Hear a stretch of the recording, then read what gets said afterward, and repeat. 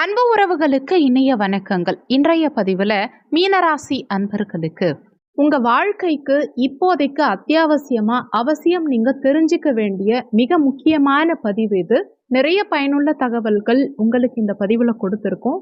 கொஞ்சம் கூட வீடியோவை ஸ்கிப் பண்ணாம முடிஞ்ச வரைக்கும் முழுமையா பார்க்க முயற்சி செய்யுங்க. வீடியோல கொடுத்திருக்க பலன்கள் ஆண் பெண் இருபாலருக்கும் பொருந்தக்கூடிய பலன்கள். மீனராசியை பொறுத்த வரைக்கும் பூரட்டாதி 4ஆம் பாதம், உத்திரட்டாதி 1, 2, 3, 4ஆம் பாதங்கள், ரேவதி 1, 2, 3, 4ஆம் பாதங்களை உள்ளடக்கியது மீனராசி. மீனராசிக்கு அதிபதி குரு பகவான். வீடியோல சொல்லியிருக்க இந்த 3 விஷயங்களை நீங்க தெளிவா தெரிஞ்சுக்கிட்டா உங்க குடும்ப வாழ்க்கை பத்தின ஒரு தெளிவான புரிதல் உங்களுக்கு நிச்சயமா கிடைக்கும். திருமண வாழ்க்கையில நல்லா இல்லாத ராசி மீனராசி. அதிகமா திருமண வாழ்க்கையில பிரச்சனைகளை கடந்த 1.5 வருஷமா சந்திச்ச ராசி மீனராசி தான். காரணம், 7ஆம் இடத்துல கேது இருந்தார். இந்த 7ஆம் இடத்துல இருந்த கேது 2ஆம் திருமணம்ங்கிற ஒரு சூழ்நிலைய நிறைய மீனராசி அன்பர்களுக்கு ஏற்படுத்திட்டார்னே சொல்லணும். நிறைய மீனராசி அன்பர்கள் மனசுல அவ்வளவு கனவுகளோட திருமண வாழ்க்கையை பத்தின ஒரு கோட்டை கட்டி வச்சுக்கிட்டு எதிர்பார்ப்போட வாழக்கூடிய உங்களுக்கு உங்க கனவுகள் களையிற மாதிரி நிறைய நிகழ்வுகள் திருமண வாழ்க்கையில நடக்குது.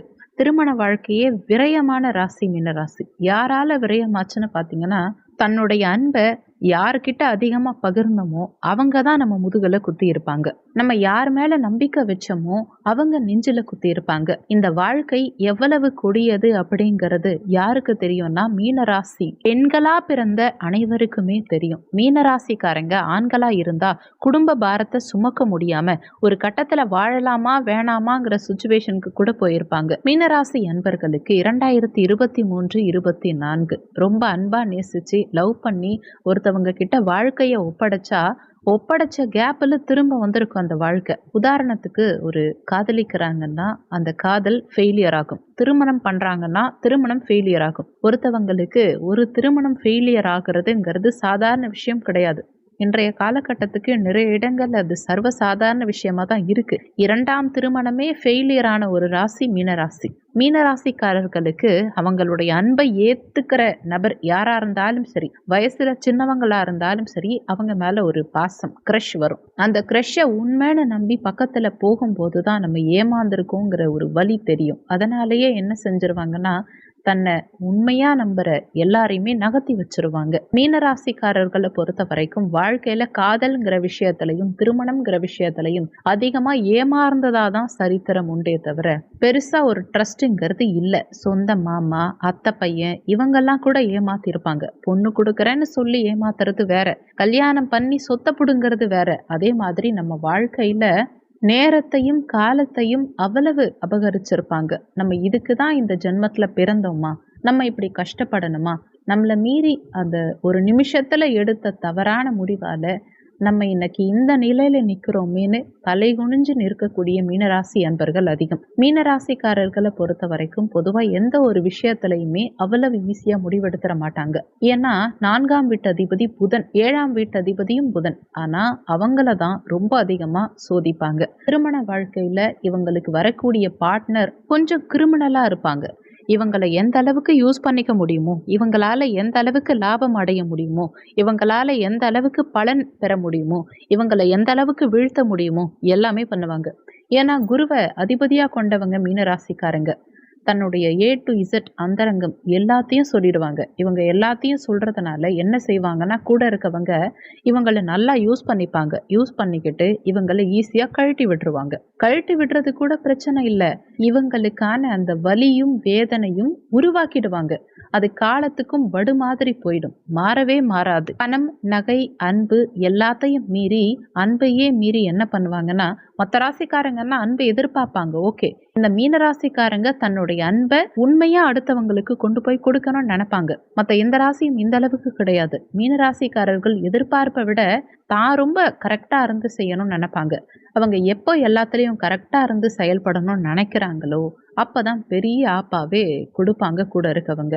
அப்பதான் அந்த நம்பிக்கை ஏமாற்றத்தை நோக்கி போயிட்டு இருக்குங்கிறத அவங்களால உணர முடியும். மீனராசி அன்பர்கள் நம்ம கூட இருக்கவங்களே பிரச்சனை அப்படிங்கிறதே பெருசா தெரியாது. துரோகத்தை சந்திக்கும் போது தான் தெரியும் ஏன்னா அந்த அளவுக்கு லைஃப்ல நிறைய பொய், நிறைய ஏமாற்றங்கள் இதையெல்லாம் ஃபேஸ் பண்ணியிருப்பாங்க. மீனராசி அன்பர்கள் இவ்வளவு பிரச்சனையும் எப்படி தாங்குறாங்கன்னா, அவங்க பிறப்பு முதல் இறப்பு வரை பிரச்சனை இல்லாம இருக்கவே இருக்காது. ஒவ்வொரு நாளும் தலைக்கு மேல கத்தி தொங்குற மாதிரி தான் வாழ்க்கை கொண்டு போகும். உங்க சுய ஜாதகத்துல என்ன லக்னம்னு பாருங்க. ராசி வேண்டாம், லக்னத்தை பாருங்க. லக்னத்துல இருந்து 7ஆம் வீட்டில் என்ன கிரகம் இருக்குன்னு பாருங்க. அந்த 7ஆம் வீட்டில் இருக்கும் கிரகம் கேதுவா இருந்தா கொஞ்சம் திருமண வாழ்க்கையில கவனமா இருக்கணும்.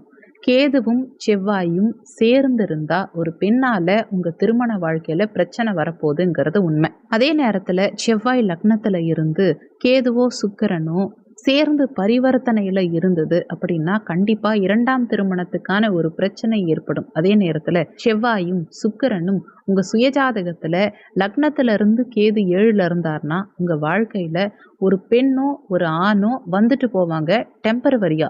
அதே நேரத்துல 4ஆம் இடத்துல சுக்கிரன் கேது இருந்தா தவறான பழக்க வழக்கங்கள் வந்துட்டு போகும்.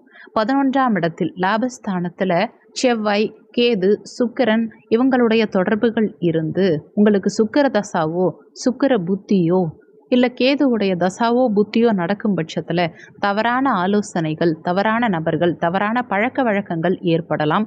வாழ்க்கை தடம் மாறலாம். குரு இந்த இடத்தை பார்த்தா பிரச்சனை பெருசாக இருக்காது. ஆனால் குரு பார்வை இல்லைன்னா கண்டிப்பாக நடக்கும். நல்லா தெரிஞ்சு வச்சுக்கோங்க. நீங்கள் எக்காரணத்தை கொண்டும் சிம்ம ராசியையும் துலாம் ராசியையும் உங்கள் பக்கத்தில் ஈஸியாக சேர்த்துக்காதீங்க.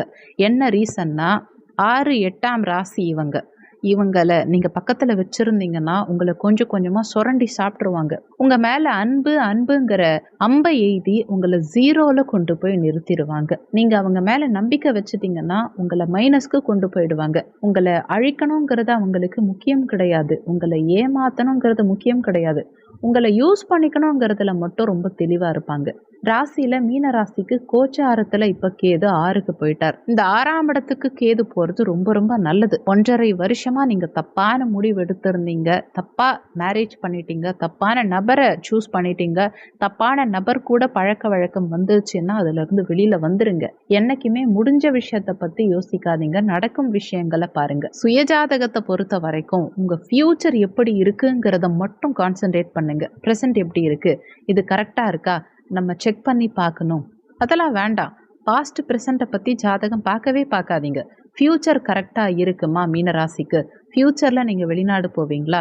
ஃப்யூச்சரில் உங்களுக்கு திருமணம் நடக்குமா? திருமணமானவர்களோட சப்போர்ட் நல்லா கிடைக்குமா ஃப்யூச்சரில்? இல்லை இப்போ இருக்க லைஃப் பார்ட்னரை தக்க வச்சுக்கிறதுக்கு என்ன பண்ணலாம்? இல்லை உங்கள் லைஃப்பை யாரோ ஒருத்தவங்க அபகரிக்க ட்ரை பண்ணுறாங்க அப்படிங்கிற விஷயத்துக்கு மட்டும் வாங்க. அதை மட்டும் பார்த்து பிரச்சனைகளை ப்ராப்பராக சரி பண்ணிக்கோங்க பரிகாரம் பண்ணி. 2ஆம் திருமணம் தான் உங்கள் வாழ்க்கைக்கு ஒரு சொல்யூஷன் அப்படின்னு நம்ப வேண்டாம். முதல் திருமணத்திலேயே பிரச்சனைகள் இருக்குன்னா ப்ராப்பராக பரிகாரம் பண்ணிக்கோங்க. இல்லை உங்களுக்கு 2ஆம் திருமணம் நடக்கிற மாதிரியான சூழ்நிலை எல்லாமே பர்ஃபெக்டாக அமைஞ்சிருச்சு அப்படின்னா நீங்கள் சுயஜாதகத்துக்கு ஏற்ற மாதிரி தாராளமாக முடிவெடுத்துக்கோங்க. சொல்லியிருக்கக்கூடிய பலன்கள் கோச்சார பலன்கள். இது வெறும் 20% தான் ஒர்க் பண்ணும். மீதி 80% உங்கள் சுயஜாதகத்தில் ஜனன கால ஜாதகத்தில் உங்களுக்கு என்ன தசாபுத்தி நடக்குது, தசாநாதனும் புத்திநாதனும் எங்க சஞ்சாரம் செய்யறாங்க, என்ன மாதிரியான சாரம் வாங்கியிருக்காங்க, இந்த மாதிரி நிறைய விஷயங்களை பொறுத்து 80% உங்க வாழ்க்கையில எல்லாமே நடக்கும். அதனால வீடியோல சொல்லி இருக்கிறது அப்படியே என் வாழ்க்கையில நடக்கும்னு நினைச்சு எதுவும் பயப்பட வேண்டாம். ஜாதகம் பார்க்கறதா இருந்தா வீடியோல ஜாதகம் பார்க்கன்னு கொடுத்திருக்க நம்பருக்கு வாட்ஸ்அப் பண்ணுங்க. இந்த வீடியோல உங்களுக்கு ஏதாவது சந்தேகம் இருந்தா கீழே இருக்க கமெண்ட் செக்ஷன்ல சொல்லுங்க. நன்றி. மற்றும் ஒரு நல்ல பதிவோடு மீண்டும் உங்களை சந்திக்கிறோம்.